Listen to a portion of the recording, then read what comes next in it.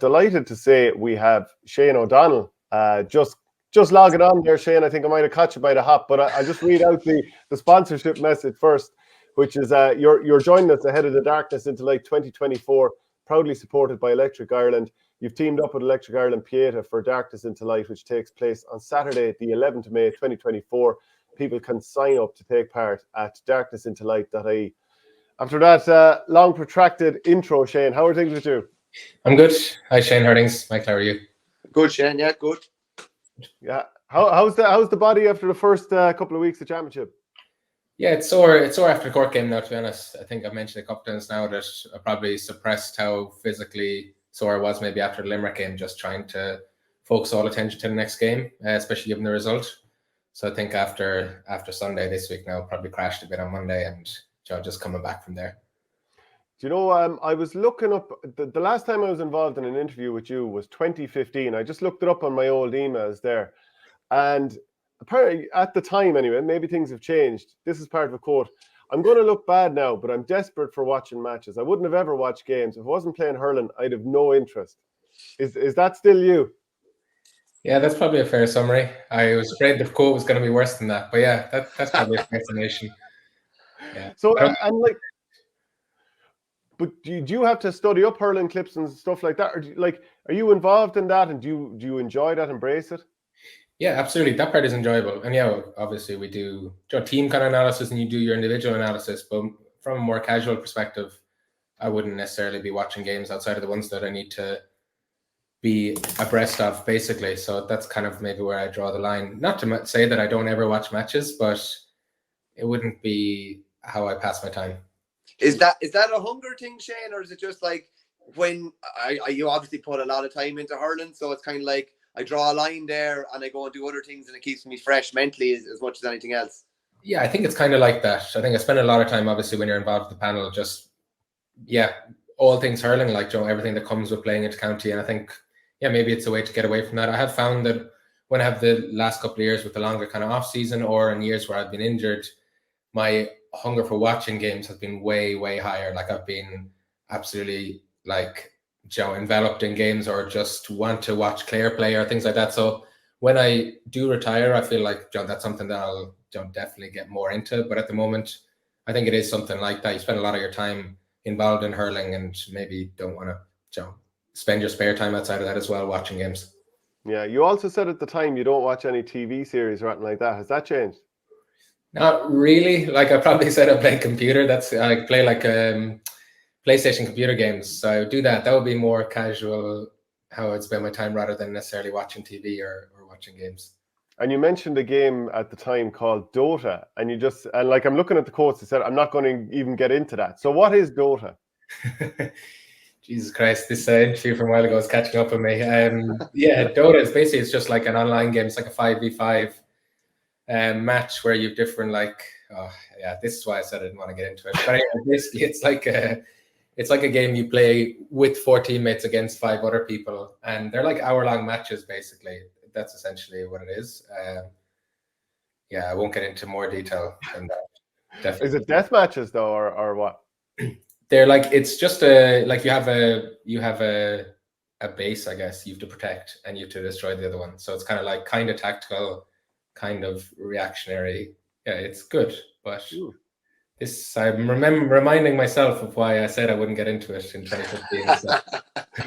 What other games would you play, or did you play?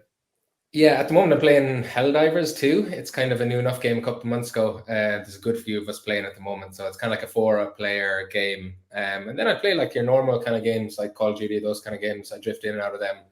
And yeah, that's for the most part kind of what I play. Mostly like FPS kind of shooter games that everybody kind of play. I just play it on computer instead of PlayStation, but I play with the lads playing on PlayStation basically.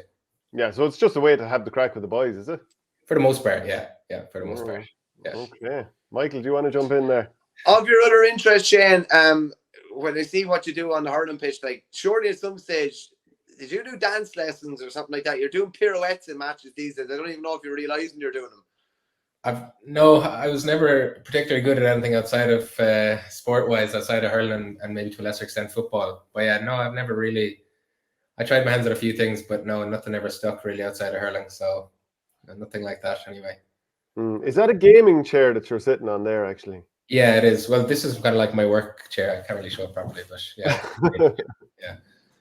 So outside of games and I suppose playing a bit of hurling, what other interests would you have? That takes up a lot of my time, to be honest. Like I'm working with I've moved jobs recently, so that's also kind of consuming a lot of time. So between, trying to, meet up with people and playing hurling and working, I mean, there's not much time left for the gaming, unfortunately, and there's definitely not much time left for anything else outside of that. So yeah, that's probably the extent of what I get up to.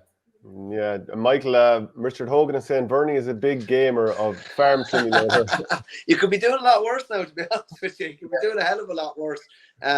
Shane, I just wanted to chat to you as well about your hurls. I know you said, I think you played the Hurling for Cancer game a couple of years ago, and your hurl was passed around the dressing room and mocked somewhat by some people. Just talk me through the whole process and how you ended up using the hurl that you are using. Yeah, I've kind of always been using hurleys that my dad has made, or at least he's had some hand in kind of maybe changing or altering. But yeah, I would say at the hurling the hurley conversation is probably a small bit overblown in how different they are to your kind of conventional hurley. I don't think there's anything that's that different. The comment that I probably made at that Hurling for Cancer was around adding I've put a lot of weight on my hurleys the last couple of years, or they've got heavier hurleys essentially. That was basically the main change. I think it looks a bit different, but that's probably just an effort to get one side a little bit flatter so that it just controls a bit easier.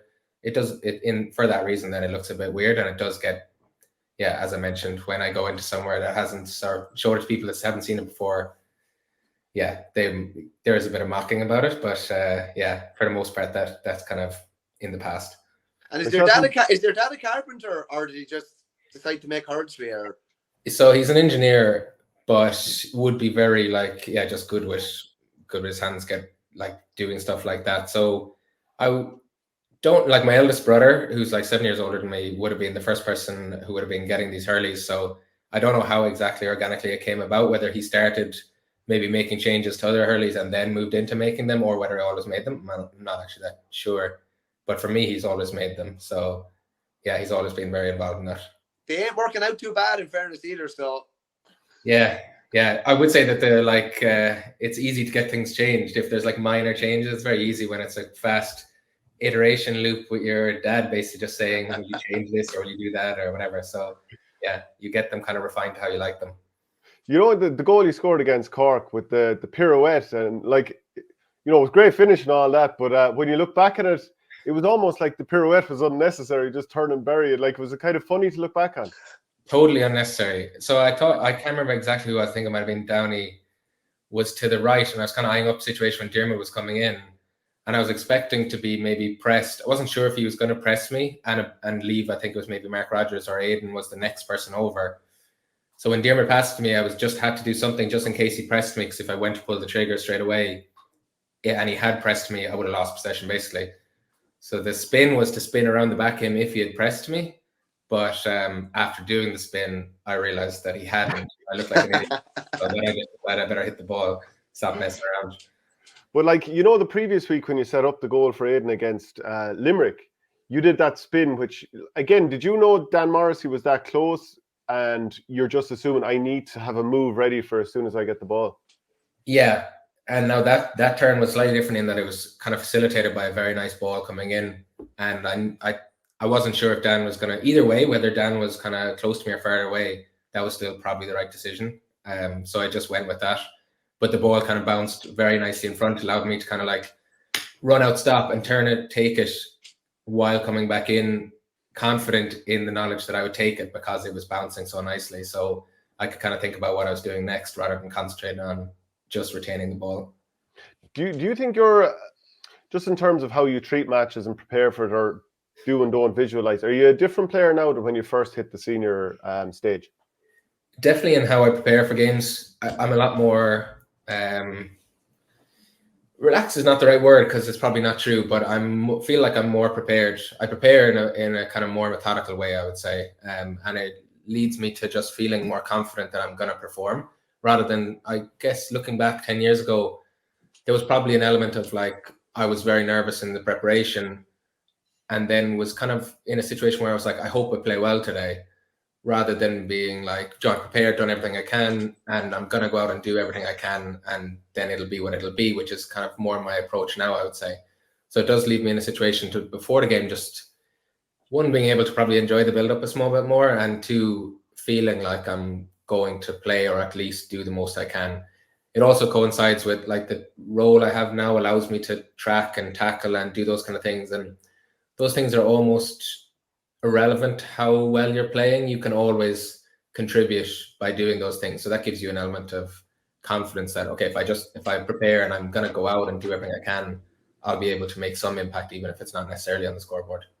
I can't remember the pro sports person that said it, Shane, but like, if you know that you need to do this, and this, and if you don't do one of them in preparation, there's like there can be little like nagging doubts in your head. But when you've all the boxes ticked, it does give you great confidence going out to play a match. You know you've done everything you can possibly do. It kind of feeds you this innate confidence that you're going to have then that things should go well.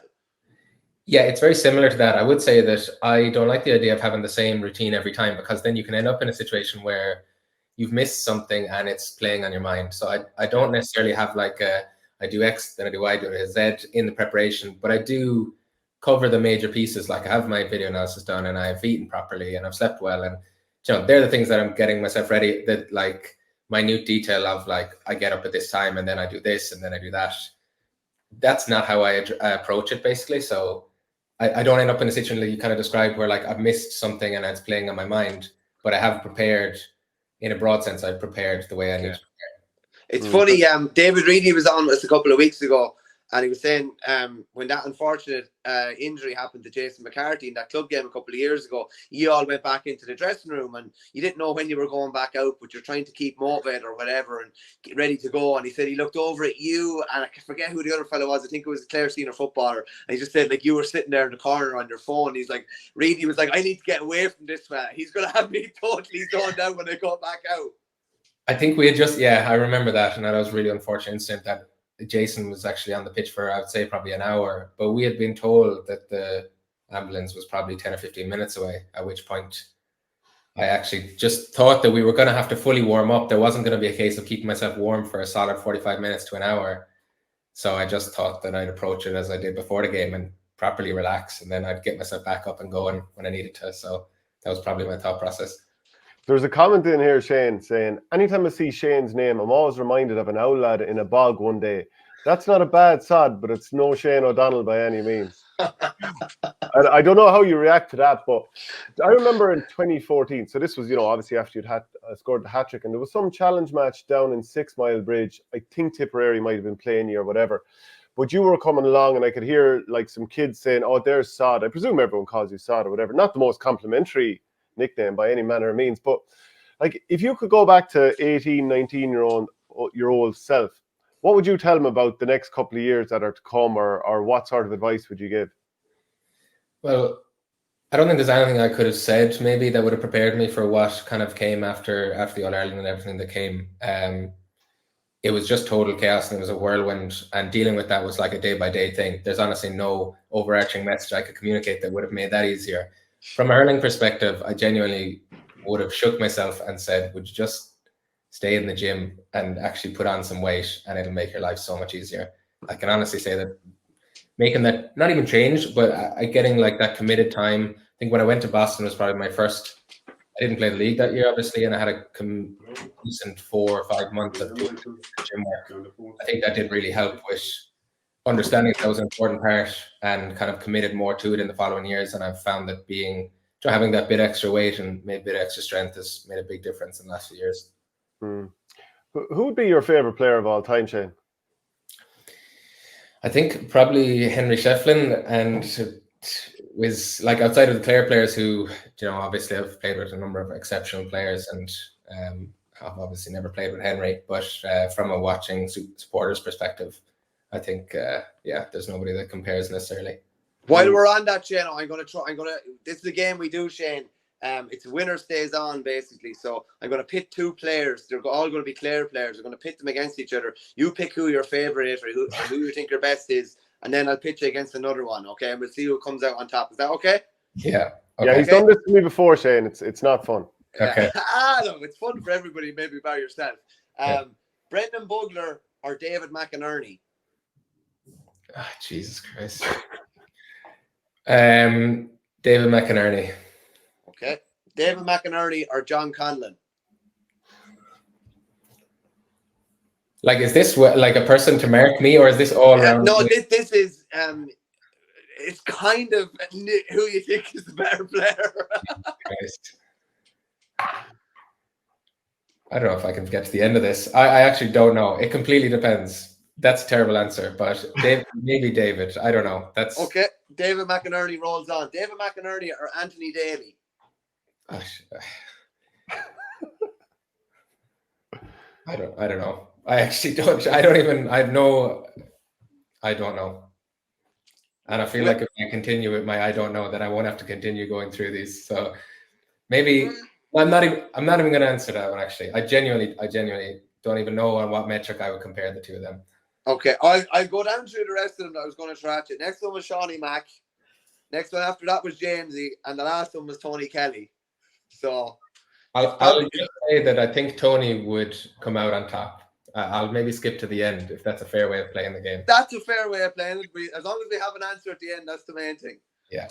Who would have been the big influences on your career? And I know everyone says family, and I'm sure that your parents did, but if you could go beyond that, who had a big influence on you?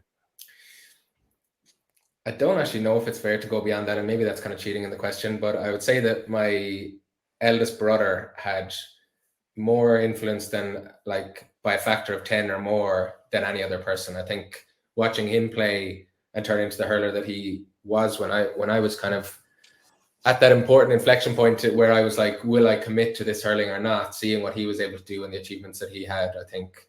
And I mean, the achievements were like winning with Flannans, winning the All-Ireland, things like that, when I was in those years where I was just kind of maybe 10 or 11 or 12, that kind of age group, and seeing just the impact that had on my parents and my family and seeing how proud everyone was of him, I would say that had by far more an impact than watching any other person really play.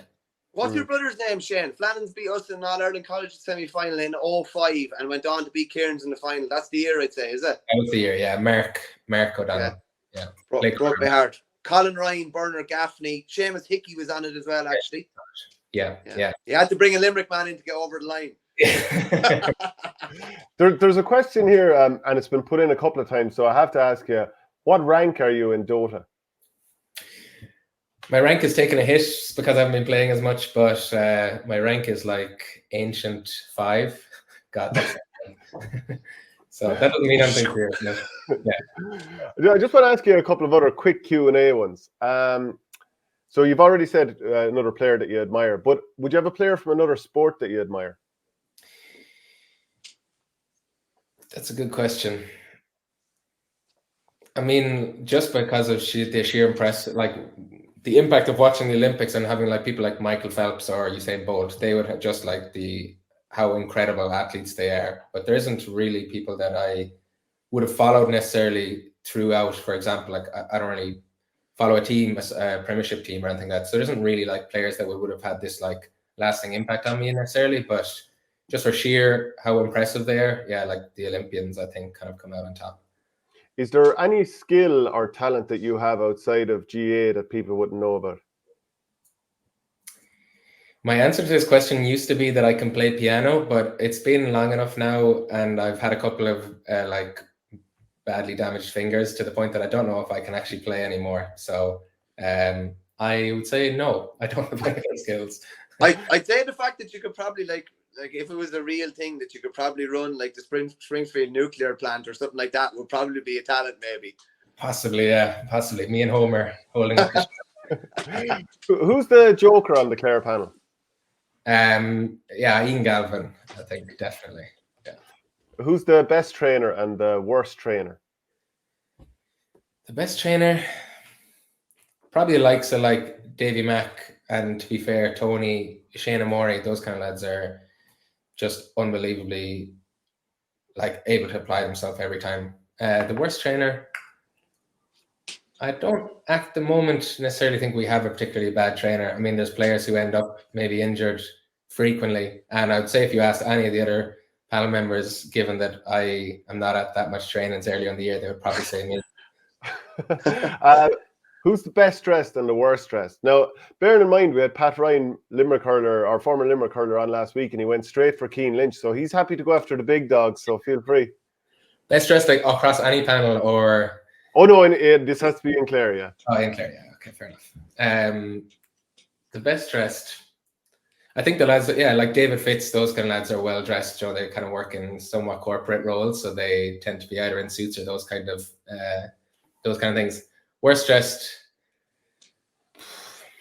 I'm just gonna say David Reedy because I think he took a jab at me a couple of weeks ago on a similar comment. So he definitely did. I was only after remembering that. He said you wear some outrageous things. I think was what he said. Yeah. Yeah. Can you make any case for the defense on that, Shane? Yeah. I mean, I think I dress reasonably normally, but maybe I wasn't wearing my full Clare kit that day. So, yeah. A nice little dig there.